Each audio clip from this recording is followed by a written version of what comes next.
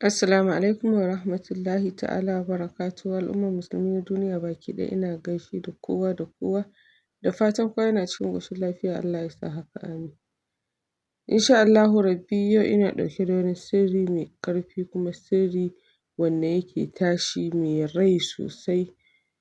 Wannan sirri ne da za ka yi arziki nan da nan, za ka samu rufin asiri cikin hukuncin Ubangiji ba tare da wasu kiran wani hadimi ko wani aljani ba, insha Allahu rabbi.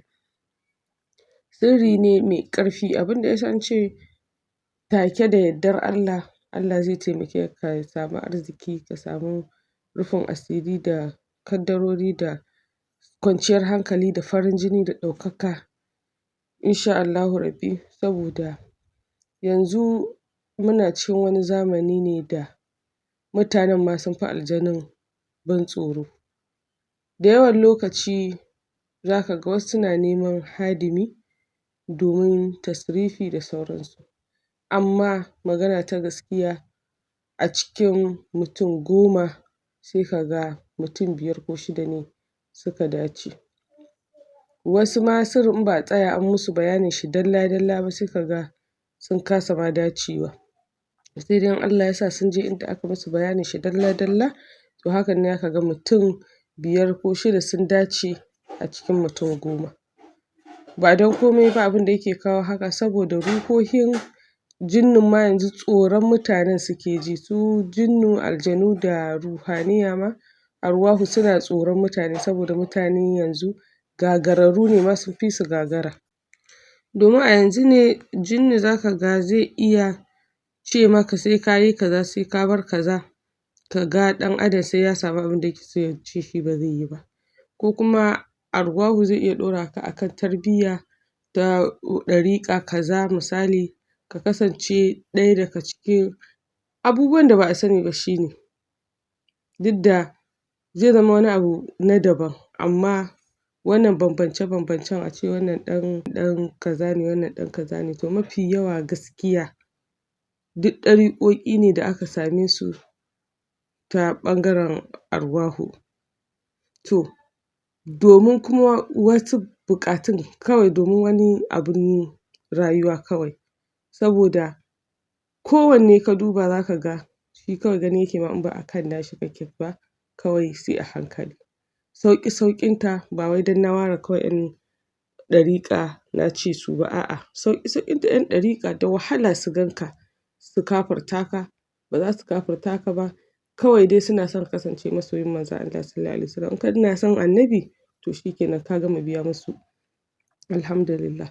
To, gaskiya da yawan arwahu sukan iya ba ka ɗariƙa kaza, misali za su ce ma ɗau salati kaza ka yi, a'a sai kai ta karanta dala'ilu, a'a sai ka ta salati kaza, ko kuma sai ka riƙe lazimi kaza.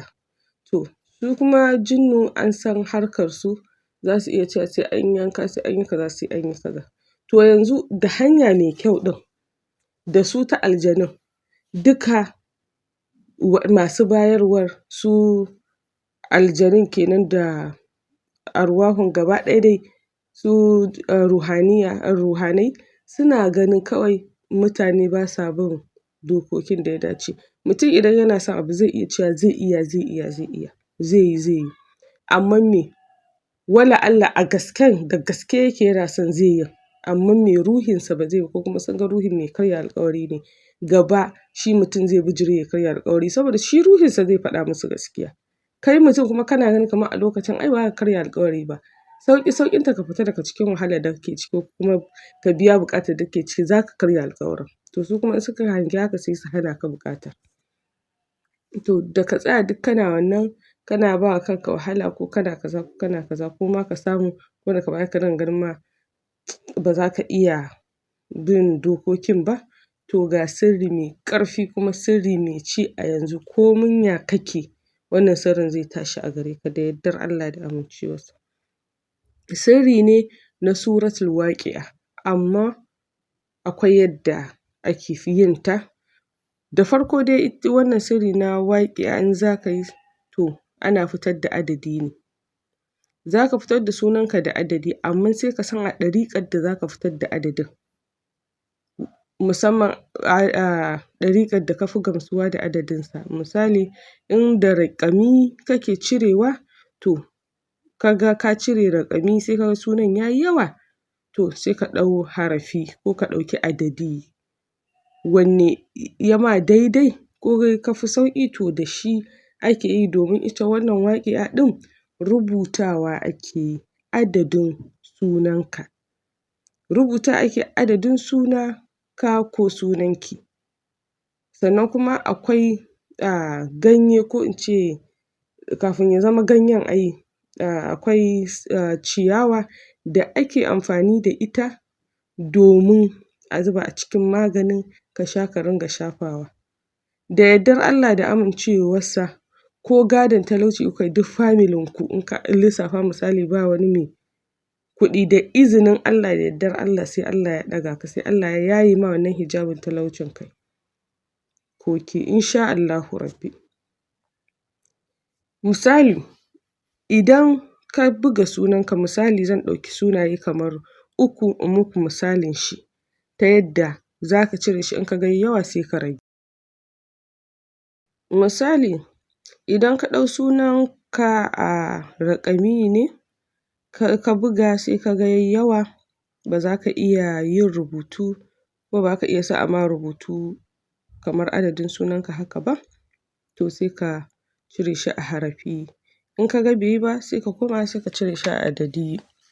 Na'am, misali yanzu kamar masu suna Muhammad, to idan ka ɗau Muhammad zai baka 92, amma idan adadi ne zai zama, mu buga zai zama arba'una, to arba'una misali shida shida ya kama 12, sai kuma samaniya zai kama shida shi ma, to duka in ka haɗa ya zama 18, sai arba'atun zai zama 5, to ka ga in ka haɗa adadin ya zama 23, to kenan sai ka sa ko ka yi a rubuta ma wannan waƙi'a ƙafa 23 in ba za ka iya 92 ba.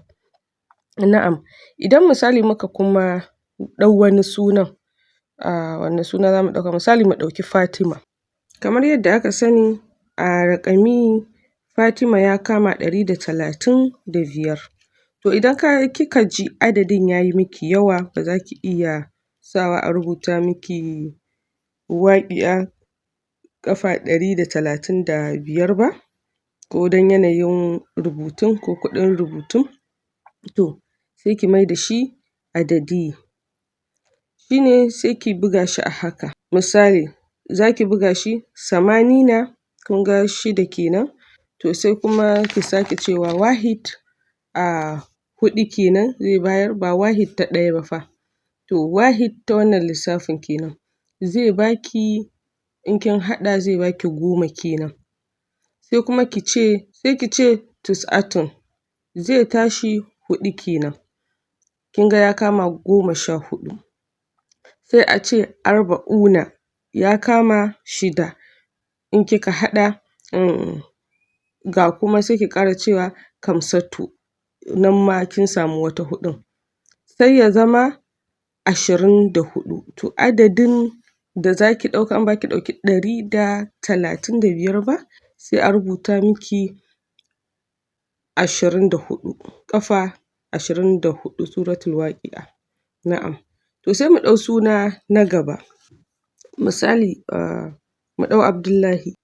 Idan muka ɗau wannan suna Abdullahi, adadin shi a raƙami abin da zai bayar 142, to amma idan za a cire shi adadi sai a ce sab'una, 5 kenan, sai a ce isnaini, 5 kenan, sai a ce arba'atun, 5 kenan, sai a ce wahid, 4 kenan, to wannan wahid ɗin kamar yadda na gaya muku ita ma ba wahid ta ɗaya ba.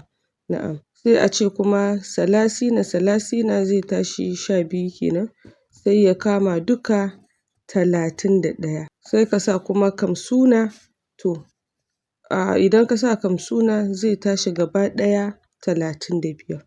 To Abdullahi a maimakon ya yi ƙafa 142 sai ya yi ƙafa 35.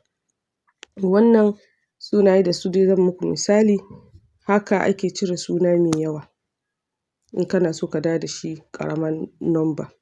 To masha Allah, ba wai ƙaramar number irin ta lambobi ba, ta wannan ɗariƙar.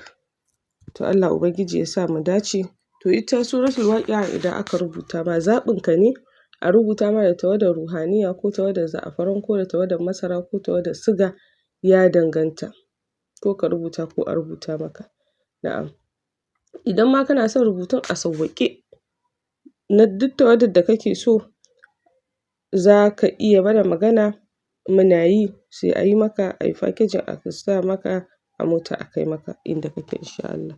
In kuma kana kusa da mu ne sai a ba mai delivery kawai ya miƙa ma da yardar Allah. To su wannan abin da ake nema idan aka yi wannan rubutu, za ka nemi wata ciyawa da ake ce mata jinin mutum.